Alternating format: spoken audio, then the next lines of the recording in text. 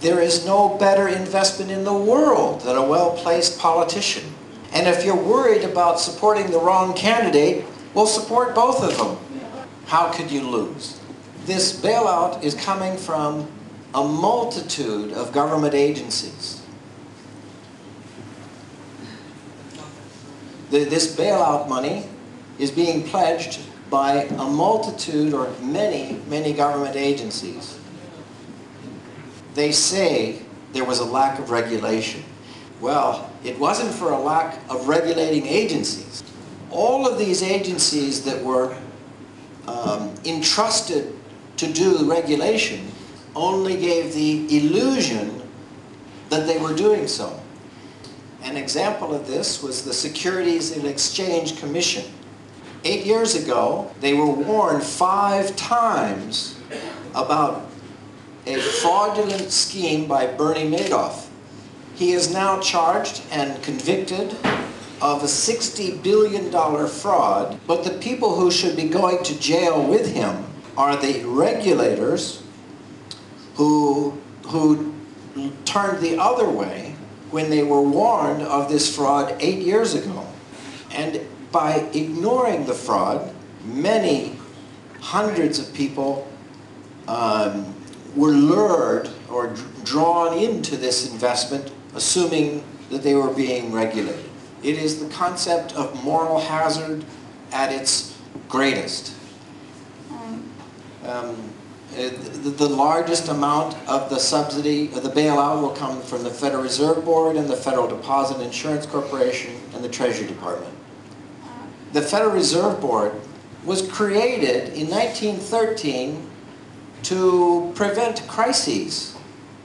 But Austrian economists like Ludwig von Mises and Friedrich Hayek and Murray Rothbard demonstrated that they were not the solution, but the cause of these crises. The Great Depression occurred afterwards because of the actions of the Federal Reserve Board. This chart shows in gray the recessions over the last 50 years, 60 years. And the blue line shows the interest rates set by the Federal Reserve banking system. Each recession was preceded by the raising of interest rates. The bubble was created by a lowering of the interest rates. A bańka była tworzona przez obniżanie stóp procentowych. The most dramatic case is the current one. The big bubble that we experienced in the last several years, was caused by very low interest rates for a very long time, which encouraged a lot of lending. Government guarantees ensured that it would be unwise lending. Then changing the interest rate brought on popping the bubble. The Federal Reserve Board prints money. And this chart shows the value, the purchasing power of the dollar for 200 years, from 1800 to the present. For the time that it was on a gold standard, the purchasing power of a dollar was very stable, except during wartime. During wars, governments always print money because it is an easy way to pay for something and then to tax the people after the war. The Federal Reserve Board was created in 1913 in order to print the money to fight World War I. And then in 1933, they abandoned the gold standard and started to print up endless amounts of money. And the value of the dollar has plummeted. It's only 2% now of what it was just 70 years ago. As you know, when people print up a lot of money, it causes inflation. Here's this 10 billion dinar note from Serbia. With it, you could buy an egg. But you had to spend it quickly, because by the end of the week, you needed 50 billion dinars to buy the same egg. But then you had to spend that one because by the end of the next week you needed 500 billion dinars. If you print money, you'll go to jail because you are robbing You're robbing society of products and making everyone's money worthless. When the government does it in a very big way, it is called monetary policy. But the effect is the same. This chart shows the monetary base of the United States economy, the high-powered money. For 1960, we had this much cash and bank reserves. The monetary base has increased over the decades, and then in the last 6 months, it's been almost doubled. That really scares me, because if they knew what they were doing, we wouldn't have this crisis. But my brother says they do know what they're doing. That's really scary. Because if they know what they're doing, it's really dangerous for all of us who expect that they're keeping the public trust. Inflation always has winners and losers. It doesn't affect everybody the same.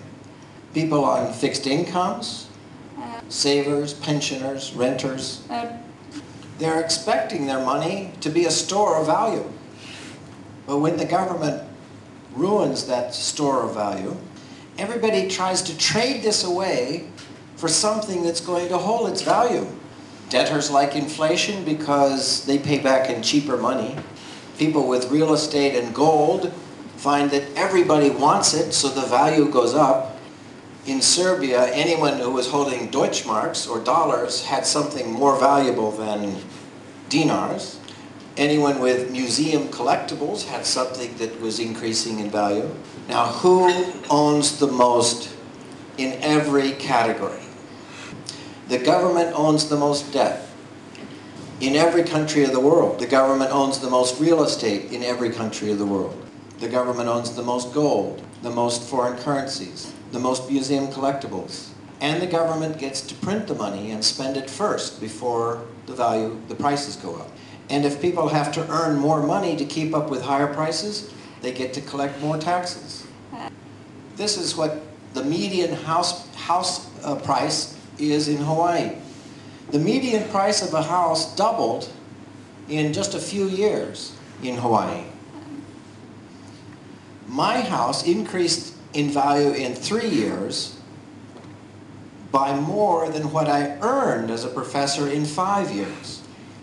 Well, good for me, but there ain't no such thing as a free lunch. Where did that value come from? It came out of the pockets of everyone with a fixed wage, savings, or pension who's holding the paper instead of a house. Let me talk about solutions now. I assert the best policy is one of personal responsibility, and that means bankruptcy instead of bailouts. Bailout keeps the same managers, owners in place who made bad decisions at the expense of stealing from innocent taxpayers. Bankruptcy is much better because it transfers assets from bad owners and managers to better owners and managers. Lepsza jest upadłość ze względu na to, że from bad owners and managers to good owners. Bankruptcy can take a little bit of time, but it's necessary as an adjustment in economy. The assets are still there and will still function if they are valuable. And bailouts will only make it deeper and longer by keeping assets in the wrong hands.